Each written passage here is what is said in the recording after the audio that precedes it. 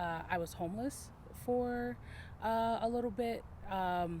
So what happened was that I was attending my university, my first school in New Jersey, and my mom was paying my college tuition instead of paying our rent, because she really wanted me to stay in school, and like she was willing to make those sacrifices for me to be able to stay on campus and be educated.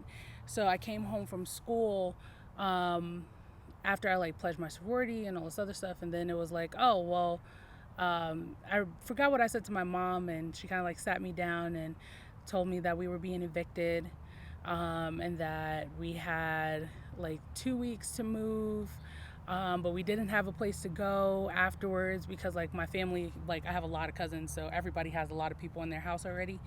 So we ended up uh, like throwing out most of our belongings, and only being able to take, we had some stuff in storage, and then but most of our lives we had in suitcases with us, and we lived in a hotel for a week. And then like I called on some of the networks that I had, and they were able to help us find housing. And there was like this wonderful woman named Kat that opened her house to folks that needed housing, and that was like in between these different stages of life. And she let us stay there for 2 years. Yeah, I stayed there because I ended up having to leave that school because they wanted me to pay $12,000 in a week, and I wasn't able to do that. So then I went to community college, and got my associates after that. But yeah, like the basic human right of being able to be housed, and the way that that affected me was, it kind of changed like the job that I currently have pays for my housing. Okay.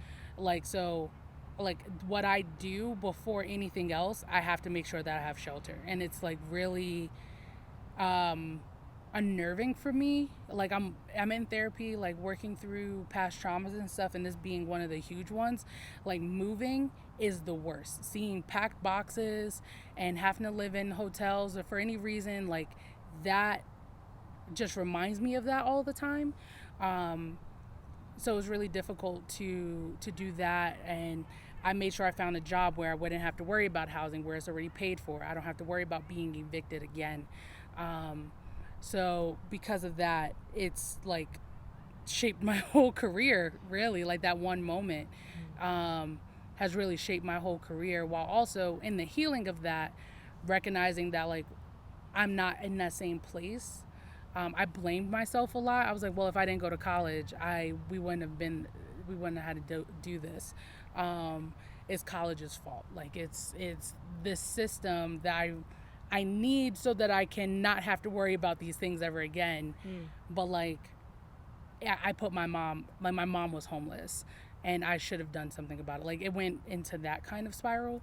Um, but with therapy and help, like I've been able to overcome that narrative for me. Yeah. That is not so much it's not so much that it was my fault or anything.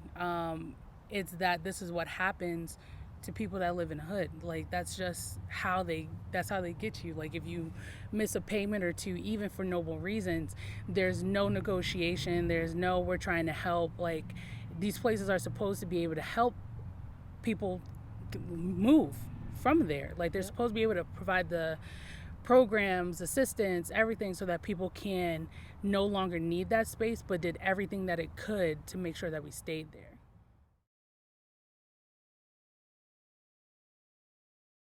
It would be one where like if you make under a certain amount, housing's free for you. Where that's not something that water's free. These like the basic necessities that you need in order to survive, to quote unquote be a productive member of society, are those basic needs that you need are automatically provided without question. Yeah. To where that choice doesn't have to come up again. So it would be a caring system. It would be a more just and equitable system that looks at people's situations and gives them what they need accordingly, instead of a blanketed, just because you fall into this type, not, and it doesn't look at the nuances of a person currently. So just system would do that.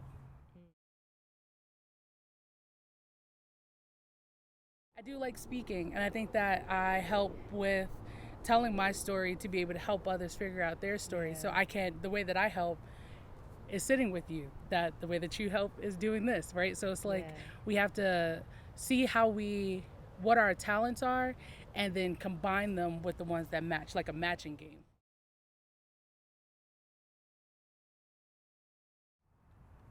Ownership. Yeah. For folks to take ownership of themselves, their communities, and give back based off of that. Taking ownership in the movement and what we stand for, seeing yourself in that and identifying, I think would be that one thing. Because once you see yourself in it, once you take, like, this is mine, you'll fight to the death for what's yours. And I think that's what we need from everyone. And then owning it and displaying that in your own way then comes next, right? But you have to believe that it's yours first before you see how you can help. So this is your movement. Yeah, this is your movement.